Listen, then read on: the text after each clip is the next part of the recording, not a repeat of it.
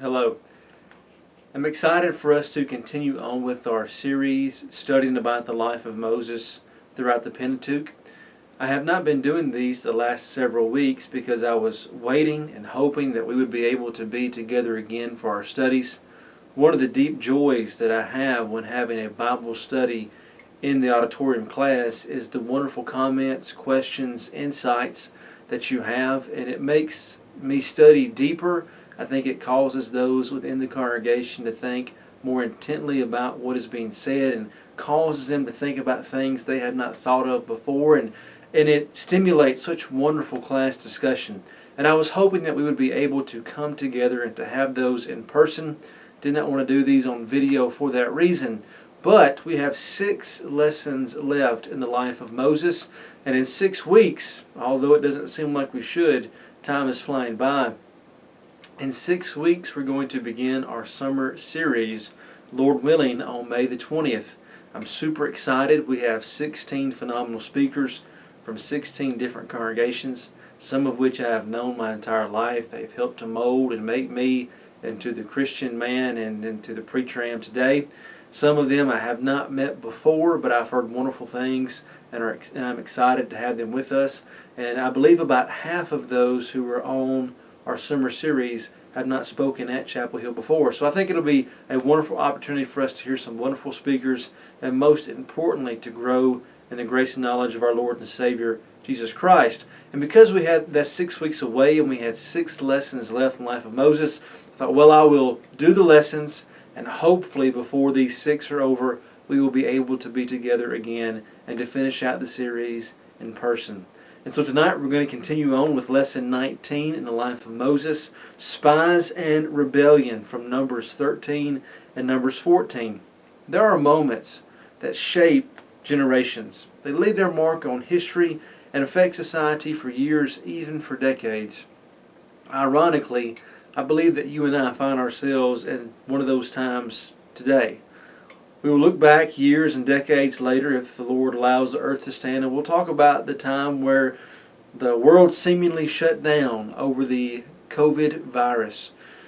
We'll talk to our kids and our grandkids about what it was like for schools to close, for businesses to close for weeks on end.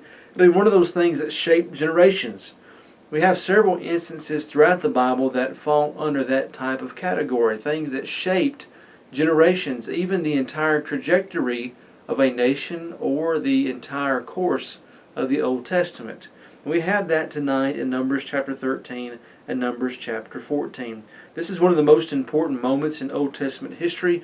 It is a powerful warning and example to us nearly 4,000 years later, as mentioned in the book of Hebrews chapter 3 and chapter 4. We can see here in Numbers chapter 13 that the spies are going to be sent out. Just a recap, since it's been a few weeks since we've been together. We've talked about in the life of Moses through this class, about Moses being raised in Egypt, about him fleeing Egypt because he kills an Egyptian, and that has been made known. He is there as a shepherd in Midian before his father-in-law Jethro. Then he is called by God on Mount Sinai. He is called to lead the people out of Egyptian bondage. He's there in Egypt for about a year. The 10 plagues occur, and then Pharaoh loosens his heart and allows Moses and the people to leave. Now, as they are leaving, Pharaoh has a change of heart and decides to pursue them to the Red Sea. And of course, God provides a way for the Israelites through the Red Sea. Pharaoh and his army, or I should say his army, pursues, and the Lord closes the Red Sea upon the Pharaoh's Egyptian army, and they die in the sea. Then, for the next year, we have the Israelites in the wilderness. They go to Mount Sinai. They receive the law. They had the hiccup with the golden calf in Exodus chapter 32. They had the reinstitution of the covenant. They had the law given to them. They build the tabernacle. And now we are 2 years removed from the Exodus when they left Egypt. And they are on the cusp of entering into the promised land. It has taken 2 years, but in that time frame of 2 years, they have received the law. They have accepted God's offer of being His covenantal people. They have established the Aaronic priesthood. They've established the camp and the tabernacle, and where God is going to dwell amongst the people. And now it is time to go and to fight and take the land that God has promised to them in the land of Canaan. But before they go into that land, they decide to send spies out into the land. The Israelites had been wandering for 2 years. They're on the cusp of entering into the land of Canaan, and the people want to know what is the best course of action. God has told them to go up into the land and to take possession of it and to fight against the inhabitants of the land. But the people want to know what they're going to be going up against. They've never been to this land before. They don't know what it's like. They don't know where the cities are. They don't know where the roads lead. And so they think to themselves, it would be really nice for us to be able to send spies out into the land and for us to kind of get an idea of where we're going. This isn't a terrible idea. We see that in the book of Genesis that Joseph, when talking to his brothers, accuses them of being spies coming to seek out the land from a foreign nation or power. We can see later on with the conquest of the land of Canaan under Joshua that they send spies out. One of the famous spies from the book of Joshua, of course, is when they go to Jericho, and that's when the spies are held secret by Rahab, and they're protected by her. Because of that, she and her family are saved. And so it's not a terrible idea to send spies out, and God is not upset. Now, we're told in Deuteronomy chapter 1, verses 20 through 23, that it was actually the people's idea that they send spies out into the land and to figure out what was the best course of action for them to go and to fight and take the land. We're told that Moses and God accept and agree with that line of thinking. And here we're told in Numbers chapter 13 that God tells Moses to send 12 spies, a chief from each tribe, to survey the land. And so he sends out the 12 tribes, and their names are listed there in Numbers chapter 13. God tells Moses to get these 12 men who are going to be chiefs and to send them out and for them to have a report. Now, those names don't mean much to us, but two do. Two of those names are very familiar with us. Caleb is a chief from the tribe of Judah, and Hosea, or Joshua, as we know him better by, is going to be the chief from the tribe of Ephraim. Caleb was about 40 years old. We're told that in Joshua chapter 14, verse 7. And by looking at the chronology of the Bible, we can see that Joshua was between the age of 30 and 40 himself. Now, one of the interesting things in this text is that we're told here in Numbers 13 that Joshua's name was Hoshea, which means he has saved. Moses changed his name to Joshua, meaning the Lord has saved, or the Lord is salvation. And so God did not need a report of the land or the best possible route to take. So why send out the spies? Why didn't God just say, no, believe in me, I'm going to be with you, go up and take the land? Well, it was a test of the nation's faith. They wanted to send out spies, and so God said, fine, send out spies and see for yourself.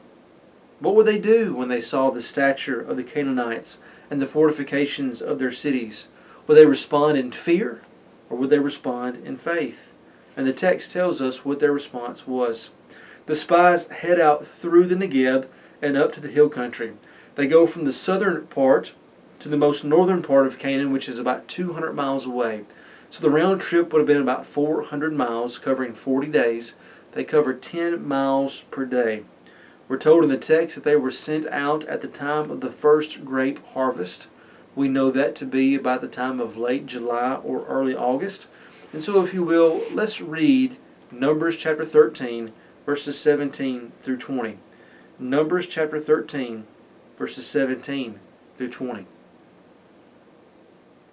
Moses sent them to spy out the land of Canaan and said to them, go up into the Negeb and up into the hill country and see what the land is, and whether the people who dwell in it are strong or weak, whether they are few or many, and whether the land that they dwell in is good or bad, and whether the cities that they dwell in are camps or strongholds, and whether the land is rich or poor, and whether there are trees in it or not.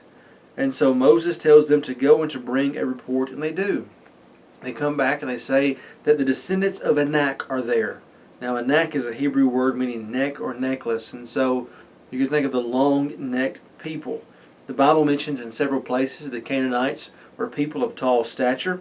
We're told that in Deuteronomy chapter 2, verses 10 and 21, Deuteronomy 9:2, and they're even called giants in Joshua 11, 21 through 22, and 1 Samuel chapter 17 and 2 Samuel chapter 21.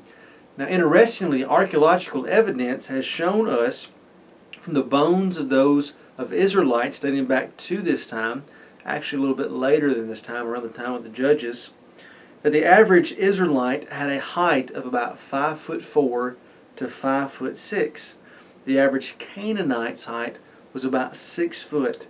That's an 8-inch difference. That's a lot in hand-to-hand combat. And the day before modern weapons, when you had to fight someone with a sword in your hand, giving up 8 inches to someone, not only in their height, but also in their reach, is a very dangerous and deadly thing. Now, some of you are not as short as I am. I'm 5'9". The average height for a man worldwide today is 5'9". In the 1600s, 400 years ago, the average height of a European male was 5'5", and so we've grown some over the years. The tallest man in modern history is Robert Wadlow, who measured 8 feet 11 inches, who died in 1940. In historical papers, much has been said about the difference in height by American soldiers and British soldiers during the American Revolutionary War.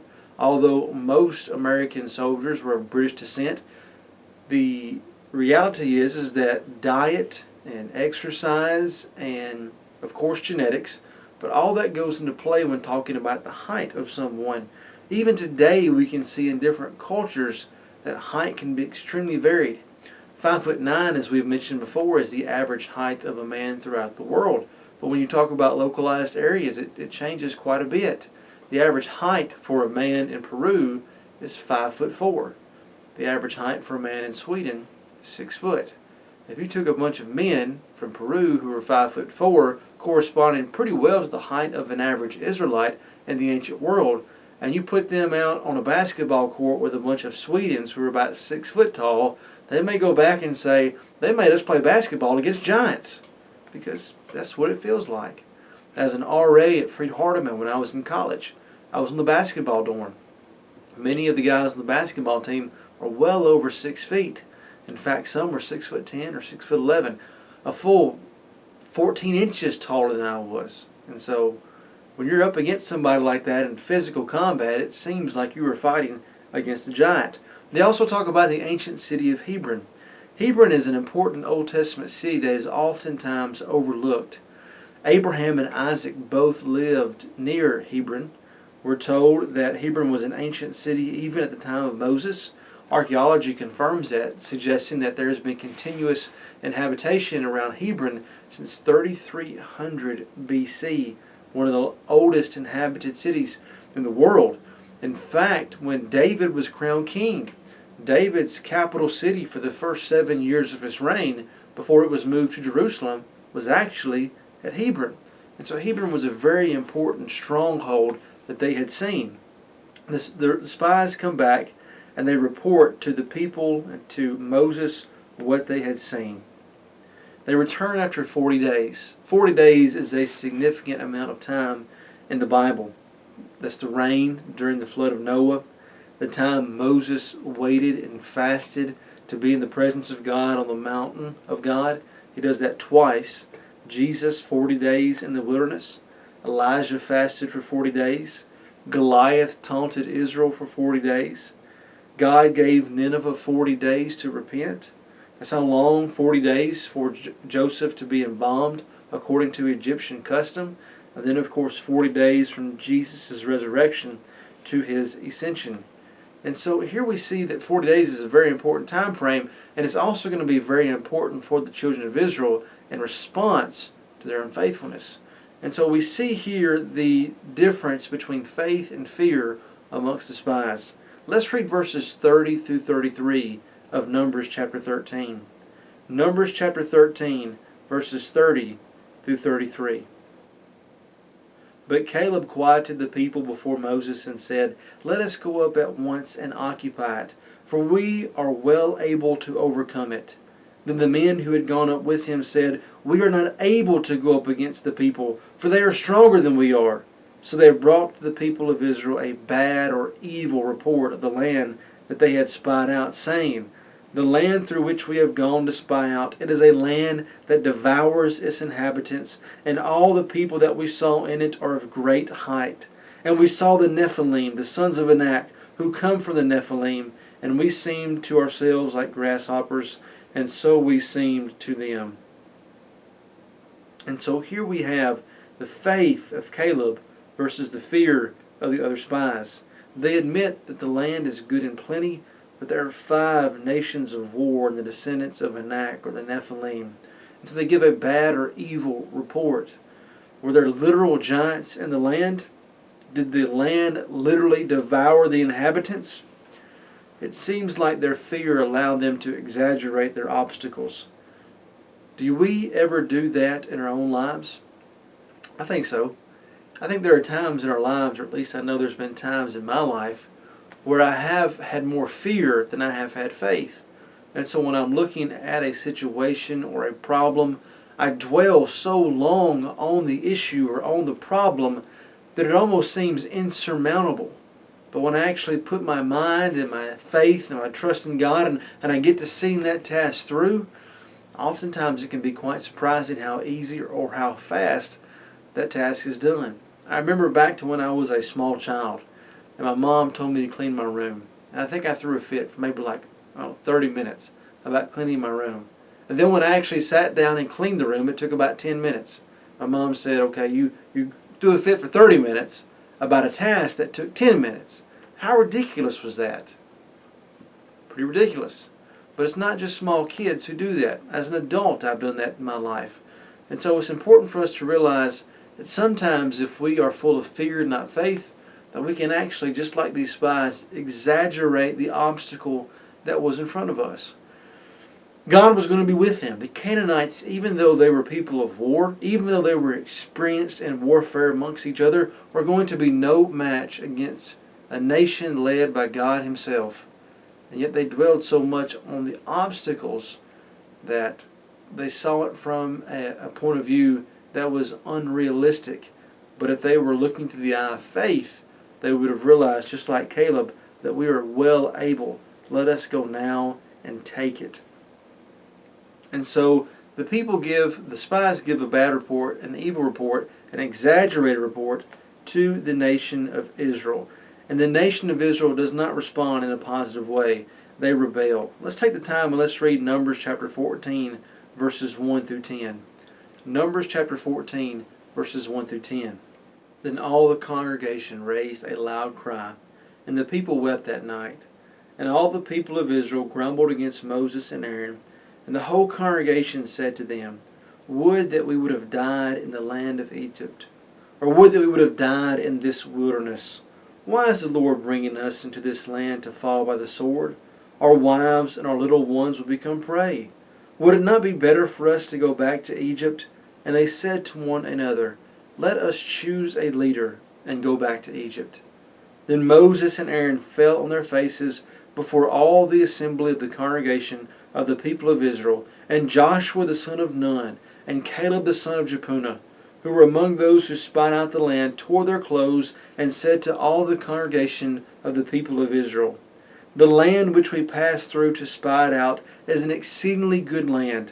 If the Lord delights in us, He will bring us into this land, and give it to us, a land that flows with milk and honey. Only do not rebel against the Lord, and do not fear the people of the land, for they are bread for us. Their protection is removed from them, and the Lord is with us. Do not fear them. Then all the congregation said to stone them with stones. But the glory of the Lord appeared at the tent of meeting to all the people of Israel. And so the people of Israel, once they hear the negative report from the spies, they begin to mourn and to weep. And they say, oh, would if we would die in this wilderness? Which is a wish that they're going to receive later on in verse 29. But they lash out against God and they lash out against Moses. They have no faith in God's ability to grant them victory, which is amazing when you think about all the things that this nation of people had seen, from the 10 plagues in Egypt to the crossing of the Red Sea, to the pillar of fire and smoke as they were wandering about for the last 2 years, the manna that was on the ground each and every day, the water from the rock, You think about the glory of the Lord as it shone from Mount Sinai, as it spoke to the nation. You think about the glory of the Lord when the tabernacle is instituted by the people there. They make the camp. All the things this nation of people have seen time and time again. And they've done it for 2 years, and they're on the cusp of entering into the promised land. They're there on the outskirts of the promised land. And they have no faith. They spurn God, they despise Him, and they seek to anoint a new leader that will lead them back to the land of Israel where they can be enslaved once again. This reminds me of the biblical principle that we see in the New Testament. A little leaven leavens the whole loaf. Galatians chapter 5 verse 9 and 1 Corinthians chapter 5 verse 6 talk about the danger. In these two cases talking about sin. Once sin enters into the congregation, it has an ability to fester. Not only does sin have an ability to fester and spread, but also disbelief and rebellion against God. And so here we see that the people elect these men, these 12 chiefs. And 2 of those chiefs are good, faithful men, Caleb and Joshua. But 10 of these chiefs that are selected by the 10 other tribes are not men of faith. And they allow their disbelief and their lack of faith to infect their people of their tribes. And soon the entire nation has been infected with this disbelief in God's ability to grant them the promised land which He had promised to them. I believe this points to the importance of not allowing the disbelief, the sin of others to infect our lives, but it also points to the importance of choosing leaders who are going to be faithful and to lead in faith. Each tribe had several chiefs. We've seen this throughout the Pentateuch. These individuals were chosen by the tribe, and they should have chosen more faithful men who had put their faith and their trust in God. Joshua and Caleb, both chiefs themselves in their own right, showed true leadership in this situation by trying to get the people to listen to reason and to reaffirm their faith and trust in God. And because of this, the people turned on Joshua and Caleb and sought to stone them to death with stones. But the glory of God shone at the tent of meeting, stopping the people. And in Numbers chapter 14, verses 11 through 19, we see God's displeasure with the nation of Israel. He says He will strike down the people and rise up a new nation from Moses. The people had rejected and despised God and His promises, and He was going to strike them down with death. Once again, time and time again, Moses has interceded for the nation of Israel, and once again he intercedes, and he says, Lord, please don't do that. The other nations will see that you have brought these people out, and they'll say, God brought them out in order to kill them in the wilderness. Remember, Lord, that you told me what your nature was when you showed me your glory, about how you were slow to anger and abounding in steadfast love. Remember that. So God tells him in verses 17 through 19 of Numbers chapter 14.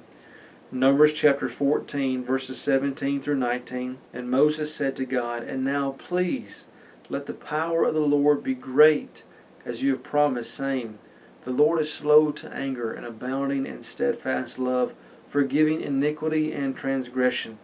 But He will by no means clear the guilty, visiting the iniquity of the fathers on the children of the third and fourth generation. Please pardon the iniquity of this people, according to the greatness of your steadfast love, just as you have forgiven this people from Egypt until now. And so the Lord tells them that He is going to forgive them. And in verses 20 through 38, we see God's response to the nation of Israel that's going to have lasting consequences for 2 generations. And let's read that passage together. Numbers 14, verses 20 through 38. Then the Lord said, I have pardoned according to your word, but truly as I live, and as all the earth shall be filled with the glory of the Lord, none of the men who have seen my glory and my signs that I did in Egypt in the wilderness, and yet have put me to the test these 10 times, and have not obeyed my voice, shall see the land that I swore to give their fathers. And none of those who despise me shall see it. But my servant Caleb, because he has a different spirit, and has followed me fully, I will bring into the land into which he went, and his descendants shall possess it. Now since the Amalekites and the Canaanites dwell in the valleys, turn tomorrow and set out to the wilderness by the way of the Red Sea. And the Lord spoke to Moses and to Aaron, saying, How long shall this wicked congregation grumble against me? I have heard the grumblings of the people of Israel, which they grumble against me. Say to them, As I live, declares the Lord, what you have said in my hearing I will do to you. Your dead bodies shall fall in this wilderness, all of your number, listed in the census from 20 years old and upward, who have grumbled against me. Not one shall come into the land where I swore that I would make you dwell, except Caleb the son of Jephunneh and Joshua the son of Nun. But your little ones, who you said would become a prey, I will bring in, and they shall know the land that you have rejected. But as for you, your dead bodies shall fall in the wilderness. 40 years you shall suffer for your faithlessness, until the last of your dead bodies lies in the wilderness, according to the number of the days in which you spied out the land. 40 days, a year for each day. You shall bear your iniquity 40 years, and you shall know my displeasure. I, the Lord, have spoken. Surely this I will do to all this wicked congregation who are gathered together against me. In this wilderness they shall come to a full end, and there they shall die. And the men whom Moses sent to spy out the land, who returned and made all the congregation grumble against him by bringing a bad report about the land, the men who brought the bad report of the land died by plague before the Lord. Of those men who went out to spy the land, only Joshua the son of Nun and Caleb the son of Jephunneh remained alive. And so here we have in that lengthy text that God's punishment. He says, I've pardoned the people. Now, he did not give them a full pardon. God, because of his holiness, was going to destroy, to kill the nation of Israel because they had despised him despite his faithfulness and the wonders that he had shown them. Moses says, please, Lord, remember that you are slow to anger and that you are abounding in steadfast love. Please don't kill the nation. And so God says, okay, I will pardon them from immediate death. But I'm still going to punish them. They said back in verse 2 how they wished they would have died in Egypt, or they wished that they would have died in the wilderness. I'm going to grant them that wish. We're going to wander in this wilderness 40 years, a year for each day that the spies were out in the land of Canaan. Now God gives them 2 years for time served.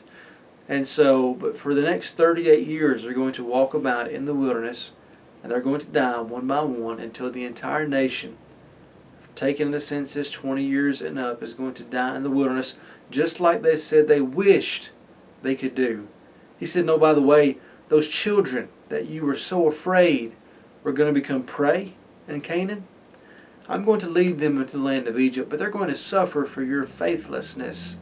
Because instead of growing up in that land full of milk and honey, instead of growing up in land that they could be establishing, instead of enjoying the fruit of vineyards they haven't planted and cities they haven't built, they're going to suffer as shepherds and wanderers in the wilderness for 40 years, where they could have been enjoying their land inheritance. But because of your unfaithfulness, you have denied that privilege and benefit from them for an entire generation. The 10 spies that went and brought the bad or evil report, God dealt with them in a more immediate fashion. He caused a plague to fall upon those 10 spies, and they did die as a sign of God's displeasure. And then we see that the nation has a turn of heart. It's always interesting sometimes how after God punishes the people, or at least pronounces the punishment, they have a turn of heart. Before God told them to go and to take the land, and they said, no, let's send spies out first. Let's send some spies out. Let's get some maps going. Let's get an idea of attack, and we'll go in it with a better idea of what to expect. God says, fine, that's okay. You want to get some maps and some drawings and figure out where stuff's at? Okay, we'll do that. The spies come back, give a bad report. The nation of Israel rebels against God. God says, you know what? Never mind. You're going to die in the wilderness. You're not going to get to go to the land of Canaan. Then all of a sudden the nation has a turn of heart and has a newfound faith and courage. They're ready to go fight and take the land. God says, no, that ship has sailed. We're going back to the wilderness. And so you see the nation of Israel actually do what they were supposed to do the first time, but now it's too little, too late. And in Numbers chapter 14, verses 39 and following, we're told about the Israelites and about how they decide they're going to go and fight for the land of Canaan, but it is too late. In that text, Numbers 14, 39 and following, it says, "When Moses told these words to all the people of Israel, the people mourned greatly. And they rose early in the morning and went up to the heights of the hill country, saying, 'Here we are. We will go up to the place the Lord has promised, for we have sinned.' But Moses said, 'Why are you transgressing the command of the Lord when that will not succeed? Do not go up. For the Lord is not among you, lest you be struck down before your enemies. For the Amalekites and the Canaanites are facing you, and you shall fall by the sword. Because you have turned back from following the Lord will not be with you.' But they presumed to go up to the heights of the hill country, although neither the ark of the covenant or the Lord nor Moses departed out of the camp. Then the Amalekites and the Canaanites who lived in that hill country came down and defeated them and pursued them even to Hormah." And so, in a change of heart, Israel decides they're going to go ahead and go into the land of promise to fight and to take it. They thought if they were sorry and went up to fight, as they should have previously done, then all would be forgotten and forgiven. They were mistaken. It was too late. God's judgment had already been given. Moses tells them, it's no use. God's not going to be with you. The Canaanites and Amalekites are going to strike you down. In fact, you are now disobeying God again, because God said we're going to turn back and go back into the wilderness for another 38 years. And you're saying, no, we're going to go fight and take the land ourselves. So Moses is saying, all you're doing is now you're disobeying God again. Because God has said, you're not going to the land of Canaan now. That's not for you to have anymore. You forfeited that right through your disobedience. We can see here in Deuteronomy chapter 1, verses 41 through 44. Deuteronomy is a very interesting book because Moses talks about the things that has taken place to the nation of Israel during their leadership and time in the wilderness. And so we get some more details in the book of Deuteronomy about some of the things that take place in Numbers. And in Deuteronomy chapter 1, verses 41 through 44, we're told about the conversation that takes place at this time between the nation of Israel and Moses. And this is what Moses says in that text. "Then you answered me, 'We have sinned against the Lord. We ourselves will go up and fight, just as the Lord our God commanded us. And every one of you fastened on his weapons of war, and thought it easy to go up into the hill country. For the Lord said to me, say to them, do not go up or fight, for I am not in your midst, lest you be defeated before your enemies. So I spoke to you, and you would not listen. But you rebelled against the command of the Lord, and presumptuously went up into the hill country. Then the Amorites who lived in the hill country came out against you, and chased you as bees, and beat you down from Seir as far as Hormah.'" And so we see here that the nation of Israel, by trying to show their prowess and going up and taking the land, was just simply disobeying God yet another time.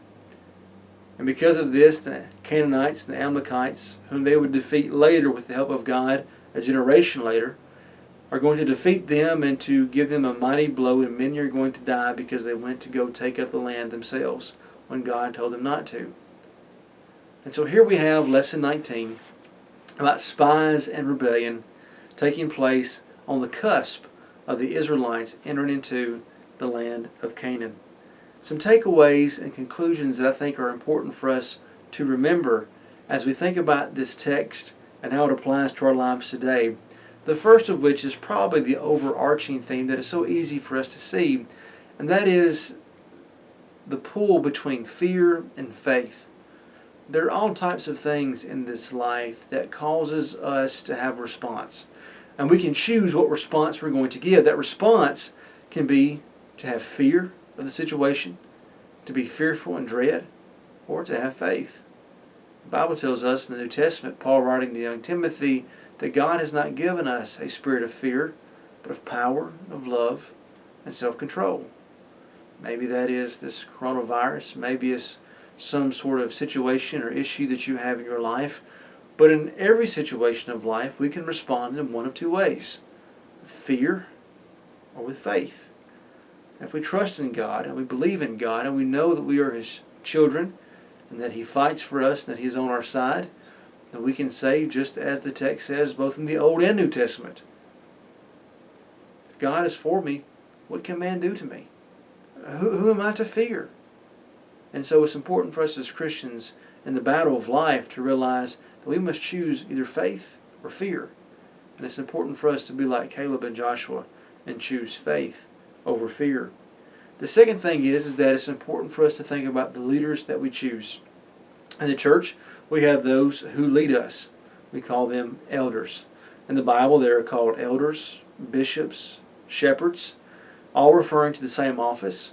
And those are individuals who have been tasked with the responsibility of making sure they are leading the congregation of the Lord's church faithfully, to lead them faithfully in adherence to the Word of God, and also to be worshipers of spirit and truth whom God is seeking, John 4:24. Congregations oftentimes have a role to play in which men are going to be put in as elders.